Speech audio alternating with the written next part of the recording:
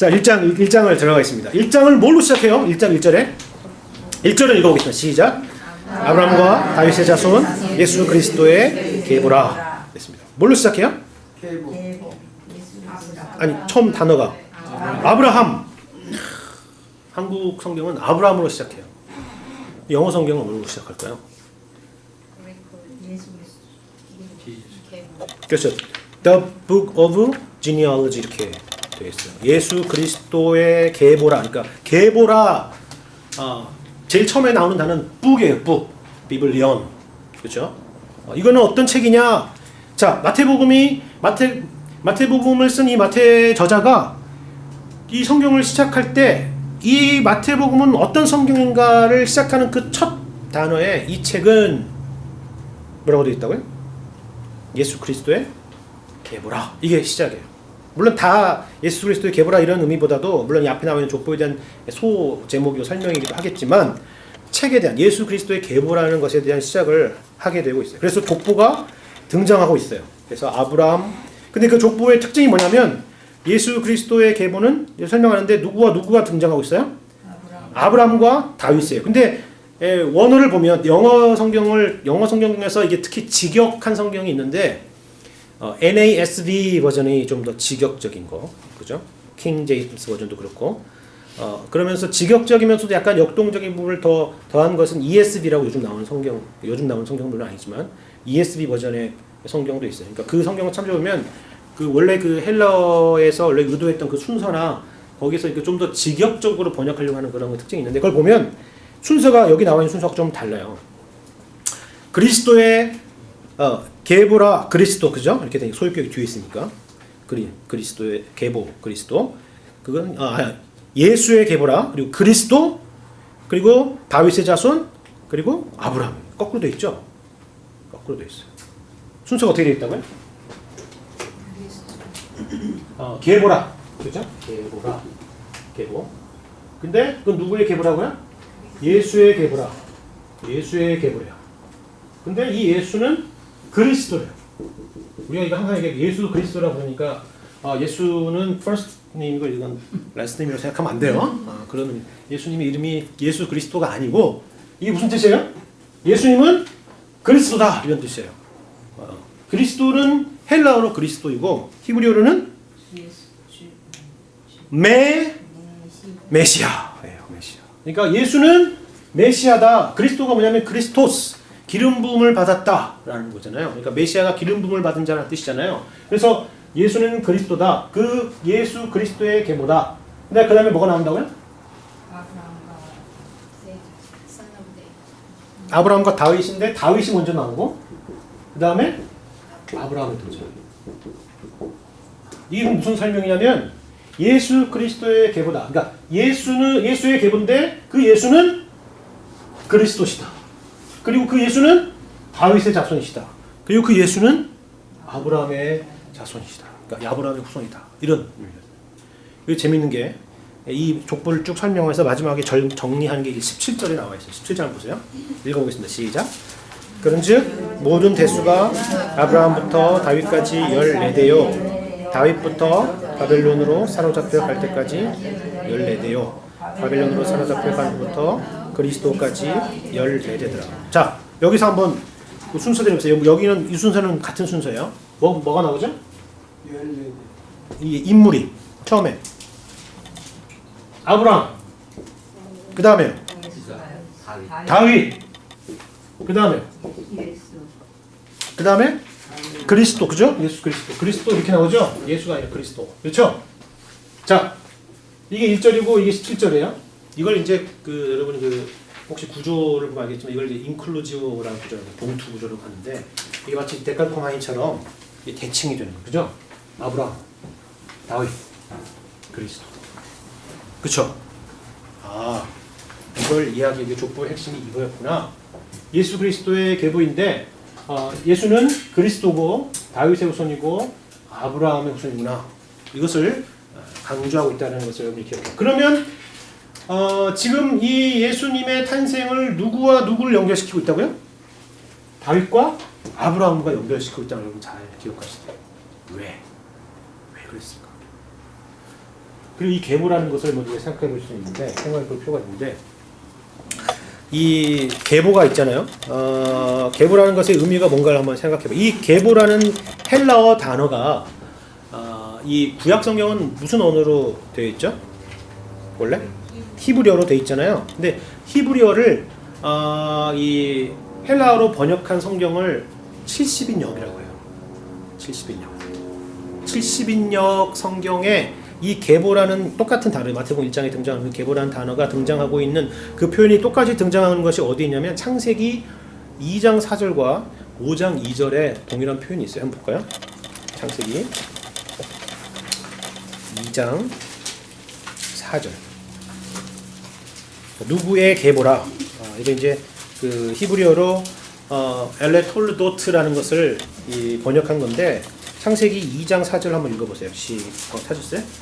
시작.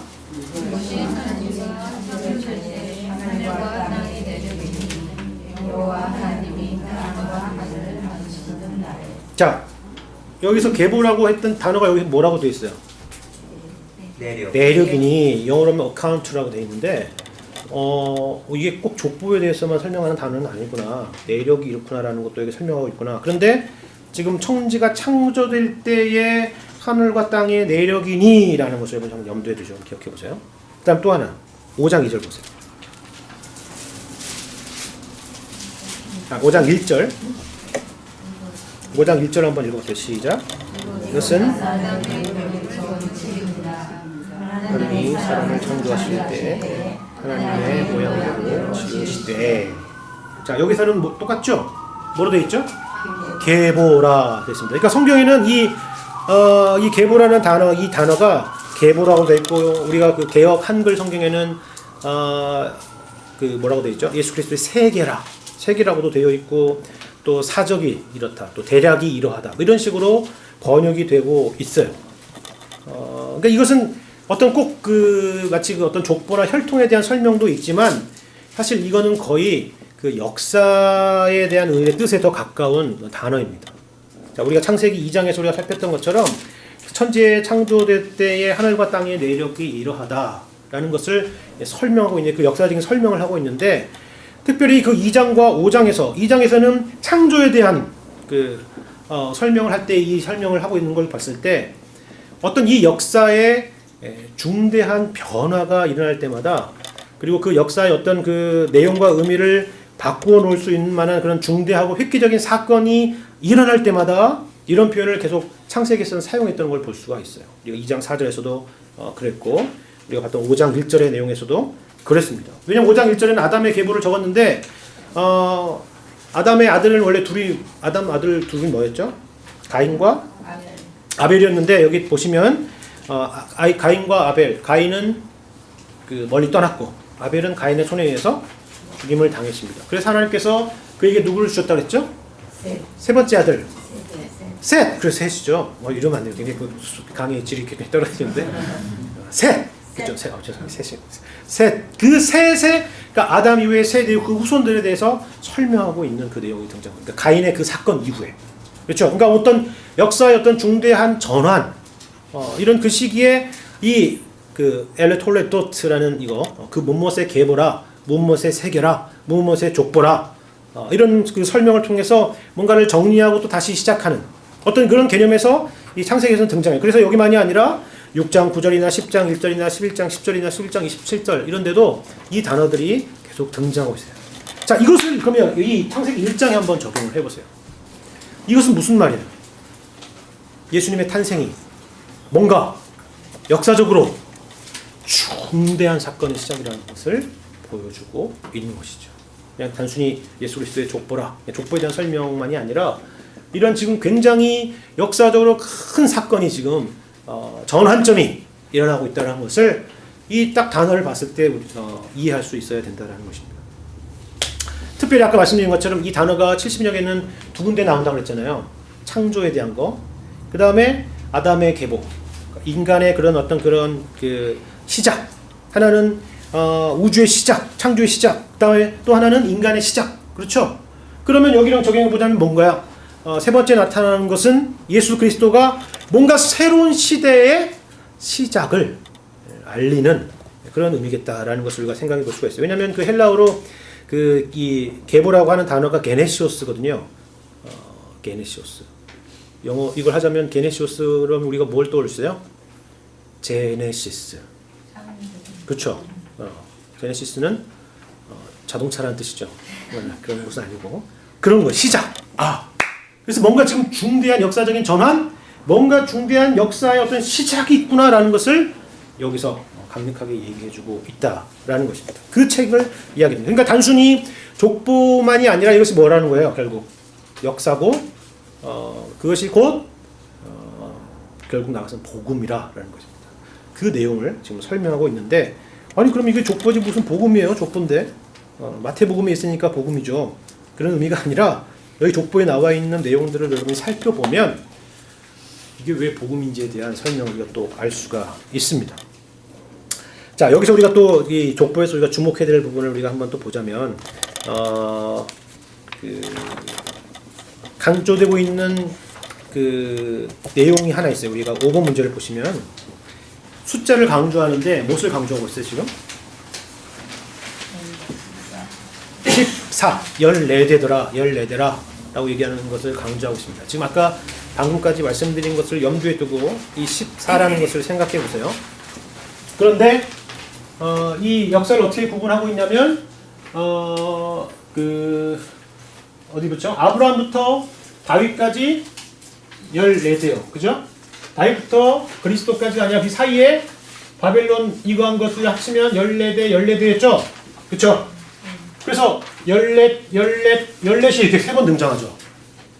이게 무슨 의미일까요? 14라는 것은 무슨 의미일까요?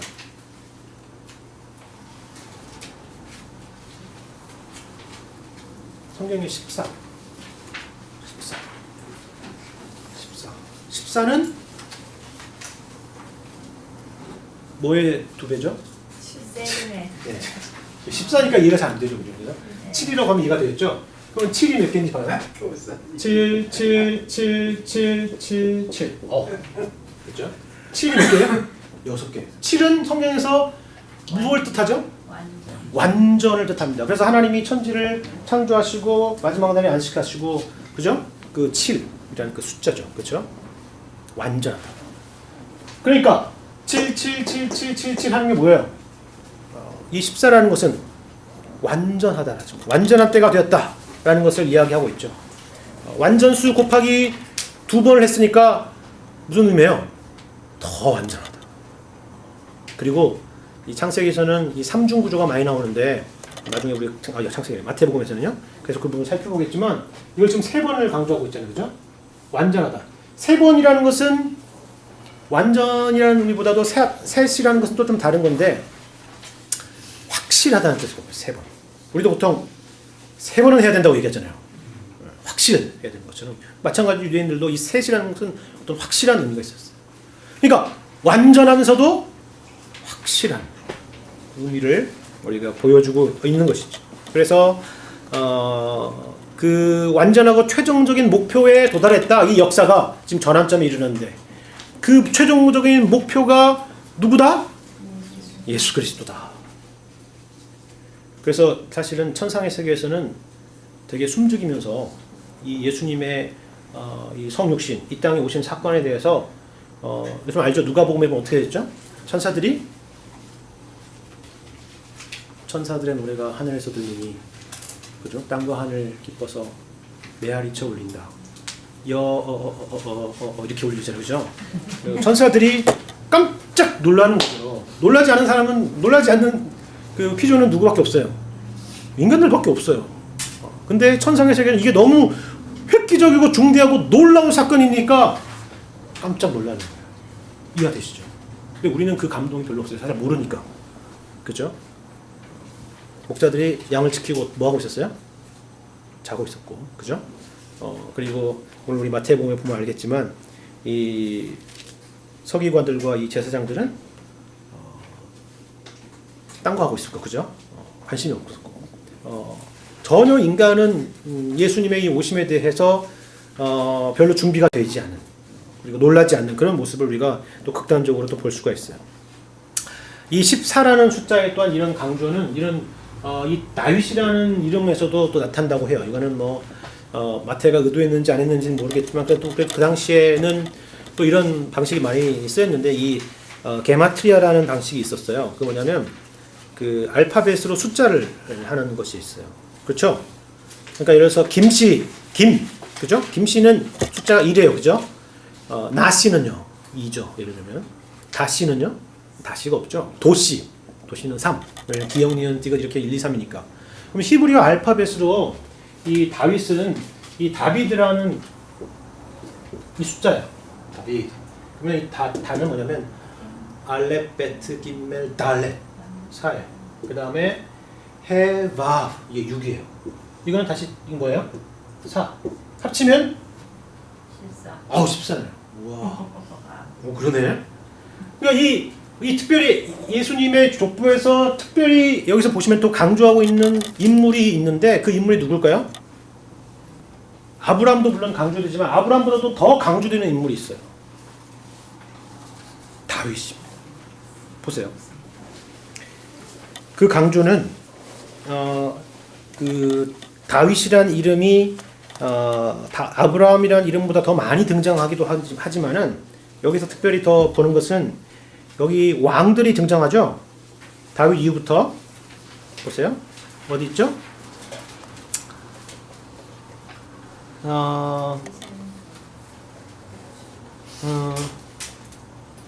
5절 보세요. 5절 6절을 보세요. 6절 보면 이새는 다윗 왕을 낳으니라. 자 그러면 그 다음은 뭐예요? 다윗은 우리아의 아내에게서 솔로몬을 낳고 솔로몬은 르호보암을 낳고. 잠깐만, 솔로몬은 왕이에요 아니에요? 왕이잖아요. 다윗만 왕인가요? 그 다음에 르호보암은 왕이에요 왕이 아니에요? 왕이잖아요. 여기 지금 다 왕가를 얘기하고 있잖아요. 아비야도 왕이고 아사도 왕이고 여호사밧도 왕이고 요람도 왕인데 지금 이 왕의 칭호를 누구에게만 지금 붙이고 있어요? 다윗에게만 지금 붙이고 있다는 걸 좀 주목해 보셔야 돼요. 여러분 성경을 읽으라고 하는 것은 이런 것입니다. 이런 특징을 찾아내는 거죠. 거기에 메시지가 있으니까. 지금 예수님은 다윗의 후손으로 오시는데 다윗 왕의 후손으로 오십니다. 즉 다시 말해서 예수님은 다윗 왕의 온전한 다윗 왕으로 오시는구나. 그래서 마태복음은 왕으로 오신 메시아에 대한 강조점이 있는구나 라는 것을 또한 여기서 확인할 수가 있는 것입니다.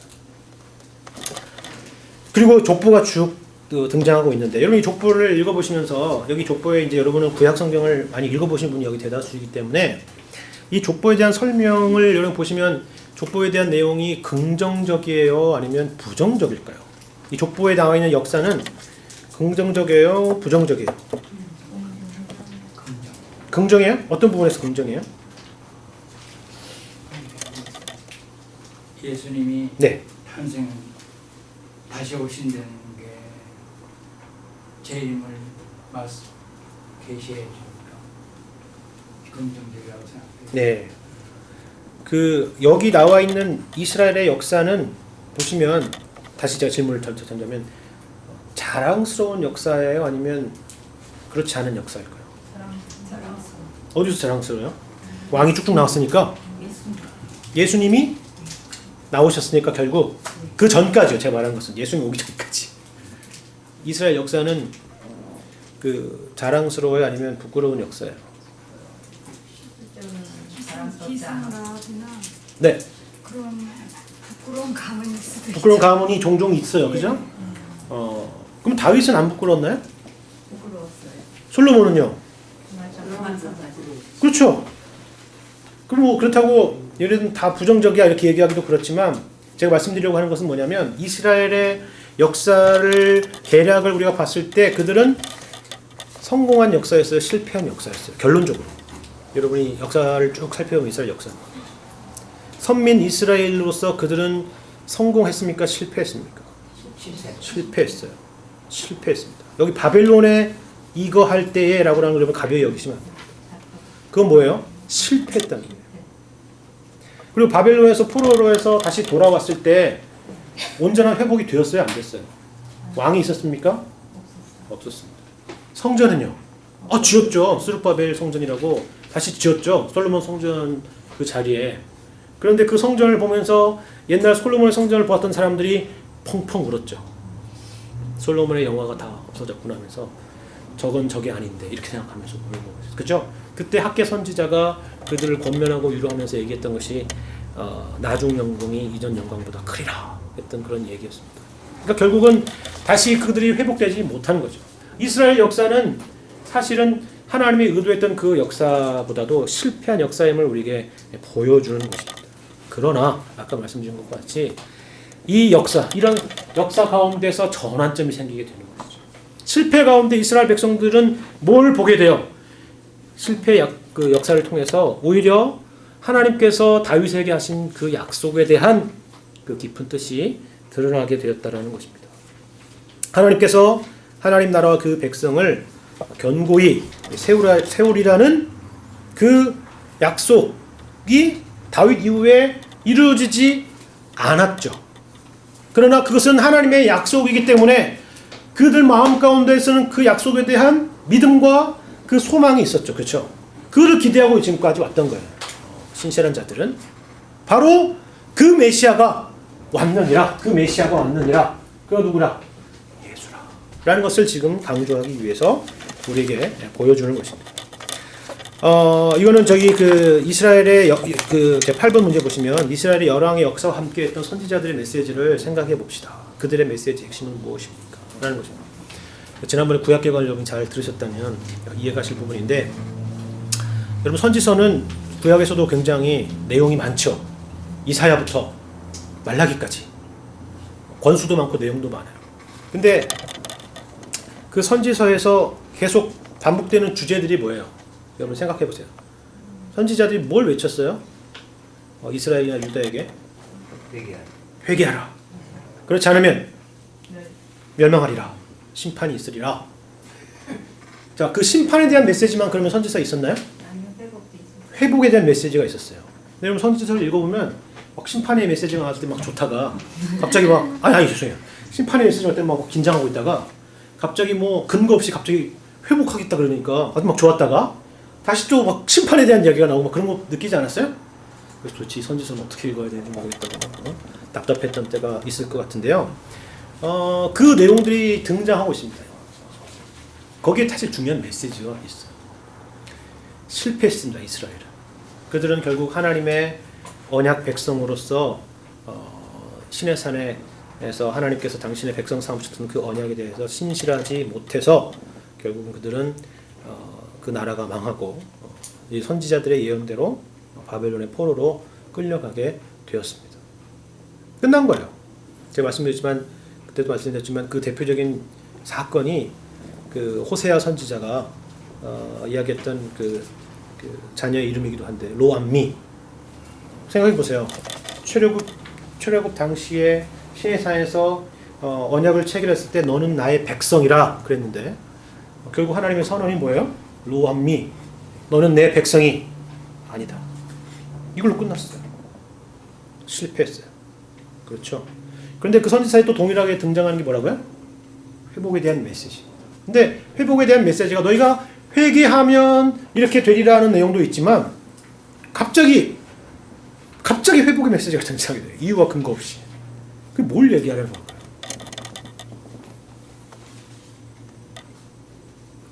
이유 없는 회복. 이유 없는 구원. 그게 뭐예요? 우리가 받은 구원이죠.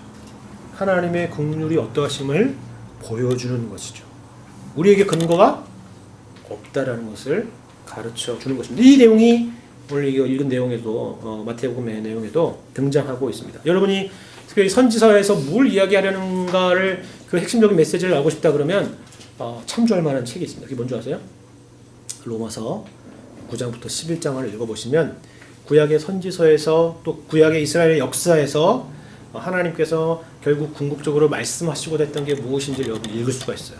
제가 지금 말씀드린 것을 간략하게 얘기한 것이 바로 로마서 9장부터 11장까지 말씀을 여러분에게 드린 것인데 왜냐하면 로마서를 생각해 보세요. 은혜로 우리의 행위로 구원을 받는 것이 아니라 하나님의 은혜로 구원을 받는다. 그러니까 유대인들은 깜짝 놀라잖아요. 무슨 소리냐? 무슨 소리를 하고 있느냐? 라고 얘기하면서 우리 역사를 보라 라고 얘기하는데, 바로 사도 바울이 하나님은 그 구원의 방법을 바꾸신 적이 없고 이미 아브라함 때부터 지금까지 구약 역사 가운데 당신의 은혜와 긍휼을 구원하셨다라는 거죠. 예전에도 구원하셨어도 예전에 구약시대의 구원은 이스라엘의 행위가 옳아서 구원한 것이 아니었고, 그때도 하나님의 은혜와 긍휼로 구원하신 거고 지금도 하나님의 은혜와 긍휼을 구원하신 거다. 그것을 설명하고 있는 부분인데 여기 한번 읽어보시면 도움이 되리라 생각이 듭니다. 1장 이상을 못 나가겠죠, 그죠? 시간이. 그리고 여기에 성경에 보면 이제 여러분 여러분이 설교 시간에도 한 번씩은 들어보셨을 내용이 등장하는 또 특징이 하나 있어요. 그게 뭐냐면 이 족보에는 여인이 등장해요. 족보에 여인이 등장하는 것이 이 구약에서 흔한 일일까요? 흔하지 않은 일일까요? 등장하지 않는 것은 아니지만 흔한 일은 아니에요. 그런데 재미있는 것은 집중적으로 등장하고 있다는 거예요. 어디에? 3절부터 6절 사이에. 3절과 6절에 4명의 여인이 집중적으로 등장해요. 누굴까요? 알아맞혀 보세요. 다말, 그리고 라합, 그리고요 롯, 그죠? 롯, 그리고 마지막 6절에 우리아의 아내. 우리아의 아내. 이름이 뭐죠 원래? 바세바. 근데 여기 바세바라고 하지 않고 우리아의 아내. 이런 것도 굉장히 중요한 메시지예요. 들어보셨죠? 처음 들었어요? 아니죠? 왜 우리아의 아내라고 그랬을까? 바세바라고 하는. 다른 애들은 다른 애들이. 다른 분들은 그 성함을, 그 존함을 올리셨는데 왜 여기서는 바세바라고 안 하고 우리아의 아내라고 했을까? 생각해보세요. 몇 가지 공통점이 있어요. 이 4명의 여인의 공통점. 뭐가 있을까요, 여러분? 첫째, 다 여자다. 당연하죠. 다 여자죠. 여자가 아닌 사람이 없죠. 4명의 여자죠. 근데 이게 중요한 공통점이에요. 이거 공통점에서 주는 메시지가 있어요. 말씀드린 거죠. 예수님의 오심은 역사에서 굉장히 획기적인 사건이라고 말씀드렸는데, 지금에서는 이게 아무런 그럼 여자도 들어가고 그렇지 이렇게 생각하지만, 예수님의 오심은 남자만을 위한 것이 아니라 여자들을 위한 것이기도 하다. 당연하죠. 지금 당연한 건 좀 그렇죠. 그럼 여러분 생각해 보세요. 갈라디아서의 바울의 목소리를 생각해 보세요. 뭐래요? 남자나 여자나, 유대인이나 헬라인이나, 종이나 자유자나, 이렇게 얘기했던 이유가 뭐겠어요? 이 당시만 하더라도 그 경계가 너무 컸다는 거죠. 남자나 여자나, 유대인이나 헬라인이나. 유대인이 이방인을 어떻게 취급했겠어요? 생각해 보세요. 그 다음에 종이나 자유인이나, 그렇죠? 그 여자들도 예수 그리스도의 예수 그리스도께서 이 땅에 오신 그 이유이기도 하다는 거예요. 그래서 여러분 마태복음에 보면 여인들에 대한 구원에 등장해야 하네요. 그 이야기가 등장하죠. 거기에 대한 또한 뭐라고 그러냐, 그 메시지가 계속 나오겠다는 것을 여기서 보여주는 것이죠. 다 두 번째 특징이 있어요. 공통점이 있어. 또 뭐죠? 이제 이 네 분의 특징.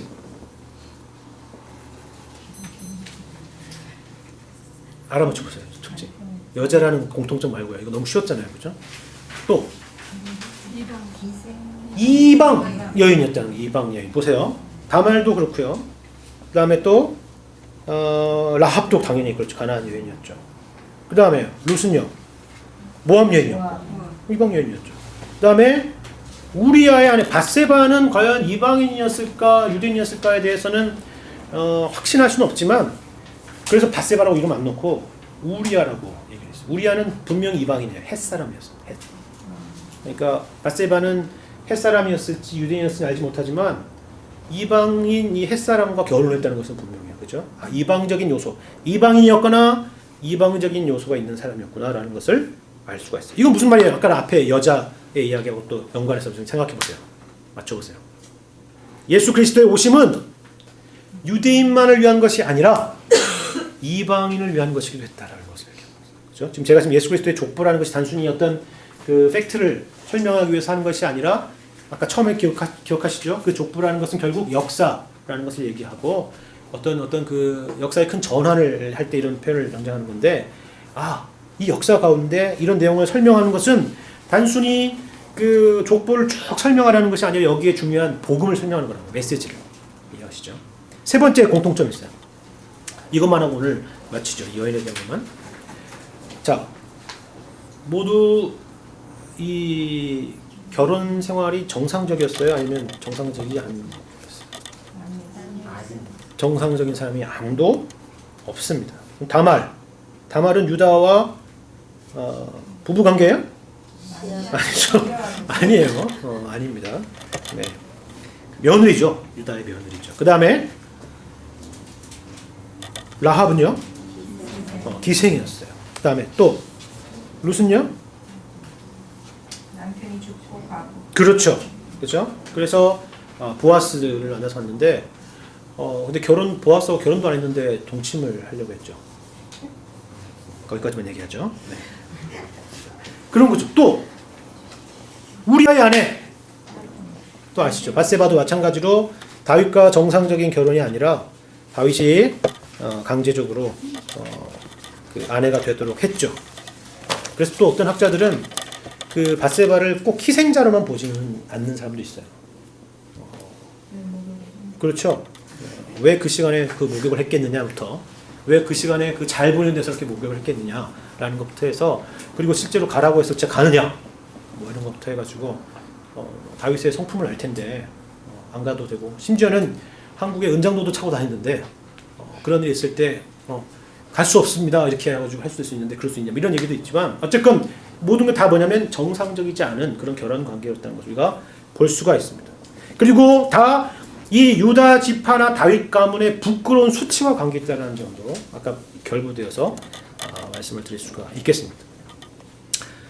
거기까지 달까요? 예. 마지막 하나를 더 하자면, 그럼에도 불구하고 하나님의 은혜를 받은 여인들이라는 사실을 우리가 또 공통점으로 이야기할 수가 있어요. 말씀드렸다시피 자신의 죄로 인해서나 이방인의 신분으로서나 이들은 원칙적으로 하나님의 나라에서 복에서 제외되어야 될 자들이었지만 동시에 하나님으로부터 그런 특별한 은혜를 입은 자들이라는 거예요. 이야기를 하는 이유가 뭐라고요? 나중에 이 역에 대한 설명이 아니라 앞으로 될 일에 대한 설명을 해주는 거예요. 말씀드린 것처럼 이제 예수님의 사역에 등장하게 될 비슷한 유형의 인물들에 대해서 미리 예고를 해주는 것이고, 예수님께서 행하실 그 일의 성격을 미리 보여주고 있는 것이죠. 그래서 수많은 창기와 세리들과 만나셨던 예수님의 발에 향유를 붓고 눈물을 쏟으며 머리털로 씻었던 그 여인, 가늠하다가 현장에 붙잡혔던 여인, 그죠? 7 귀신 들린 마리아, 그리고 귀신 들린 딸을 위해서 예수님께 탄원했던 수보로니게, 곧 가나안 족속의 여인, 이들에 대한 예수님께서의 어떠한 모습을 하시는가에 대한 그 예고로서 이 내용에서 보여주고 있는 것입니다. 그래서 단순히 이런 의미에서 이것이 단순한 족보가 아니라 복음의 역사를 이야기하고 있다라는 것입니다. 단순히 예수님의 생애를 기록한 그런 전기가 아니라 이러한 내용을 담고 있는 그리스도의 행적을, 그의 행적과 가르침을 우리에게 보여주는 것이다. 그래서 우리가 이것을 복음서다라고 얘기하는 것을 여러분이 기억하시면 좋겠습니다. 여기까지 내용을 마치시고 다음에 우리가 하지 않은 2장, 3장, 4장을 여러분이 좀 읽어보시고 진행하도록 하겠습니다. 기도하고 마치겠습니다. 하나님 아버지, 감사합니다.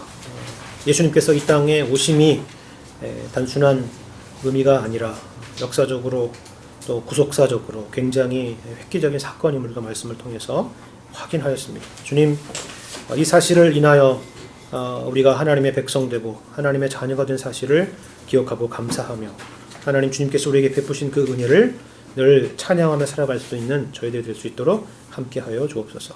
감사드리며 예수님의 이름으로 기도합니다. 아멘.